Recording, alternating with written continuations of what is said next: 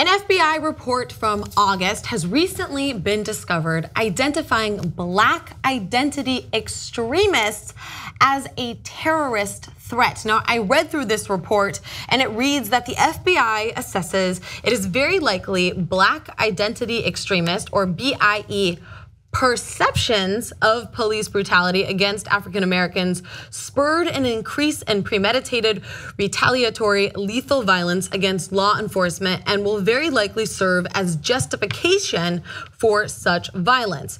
The FBI assess it is very likely this increase began following the August 9th, 2014 shooting of Michael Brown in Ferguson, Missouri. And the FBI assesses it is very likely incidents of alleged police abuse against African Americans since then have continued to feed the resurgence in ideologically motivated violent criminal activity within the BIE movement. So I want to read you more from this report, but I do want you to pay attention to some of the terminology that they're using here. And I tried to really emphasize it when I was speaking, but they say perceptions of police brutality, alleged police abuse, because apparently, according to the FBI, it's not that these people who are committing these acts of violence are mad about the racism. They're apparently being irrational in their reactions to the racism, according to the FBI.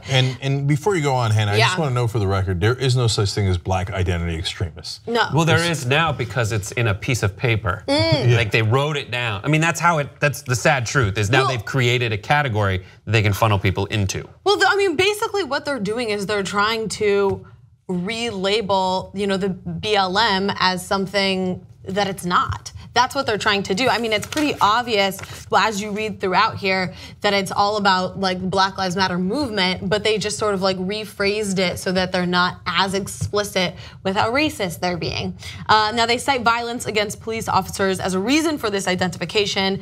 They go into the FBI judges very likely BIE perceptions of police brutality against African Americans have become organizing drivers for the BIE movement since 2014. I think that's another sort of, they're very clearly alluding to the BLM movement, resulting in a spike of BIEs intentionally targeting law enforcement with violence. And they say even though these 5 of these attacks occurred following controversial police shootings of African Americans by white police officers, the BIE targeting of officers was not in every incident based on specific race. Now they go into in great detail all of the violence against police officers, yet they don't do any sort of detail about violence against Black people.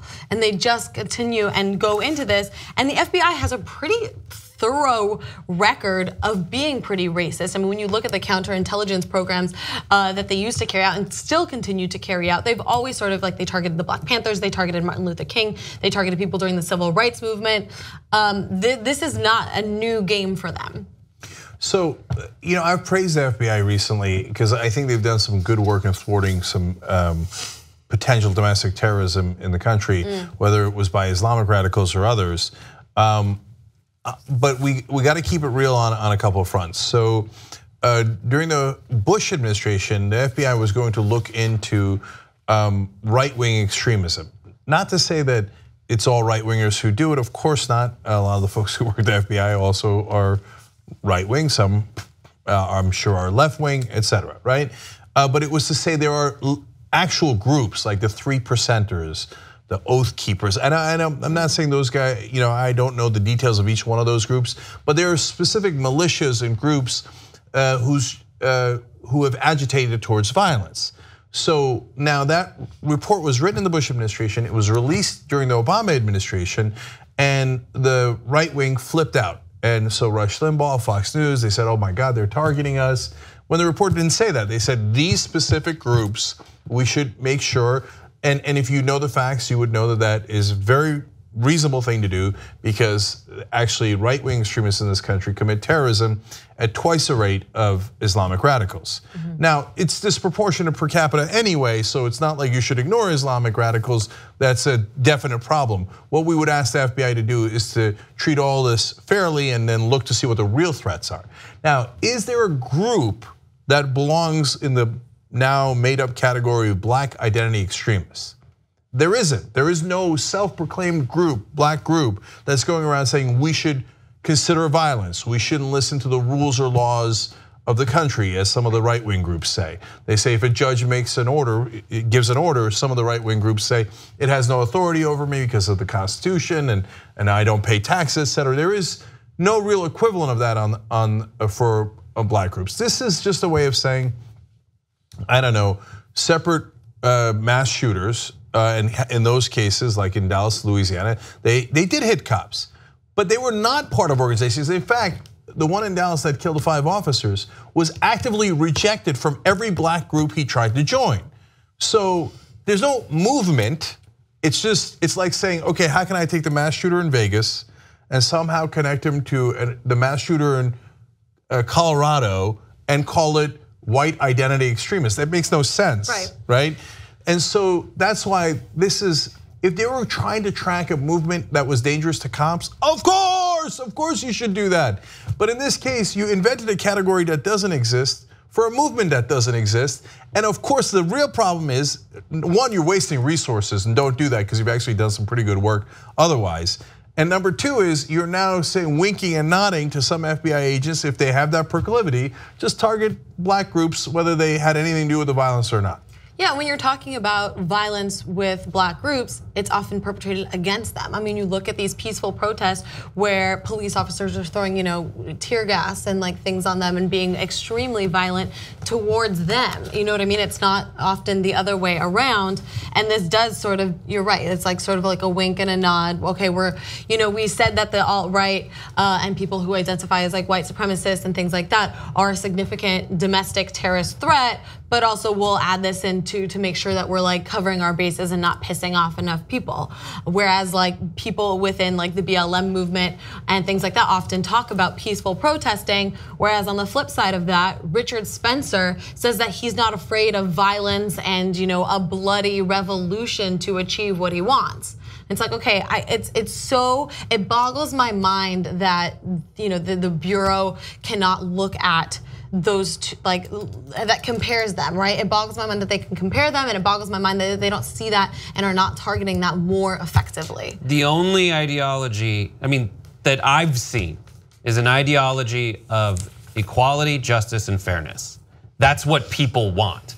The danger just by having this term out there is you're going to funnel people who believe in equality, justice, and fairness just by where they are, the fact that they're at a protest and the FBI are looking at them, into this category that didn't exist until they wrote it down.